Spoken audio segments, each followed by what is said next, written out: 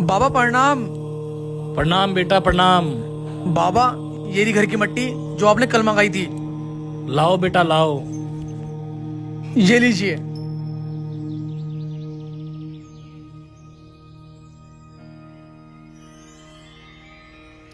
बेटा तेरे घर की ये मिट्टी बता रही है तेरी जिंदगी में बहुत कष्ट है। तुझे बाहर वाले क्या जरूरत है, तुझे तो घर वाले तुझे धोखा दे रहे हैं। तेरे अलावा तेरी बीवी की जिंदगी में 2 मर्द और हैं। तेरा एक बेटा है, वो तेरा नहीं, वो किसी और का है। और तेरी बीवी तेरे घर से पैसे चुरा चुरा के अपने मायके भेजती है। बेटा एक आश्चर्य की बात और है, तेरी जिंदगी कुछ ही दिनों की रह रही है। तेरी बीवी तो चाय में जहर दे के मारने वाली है।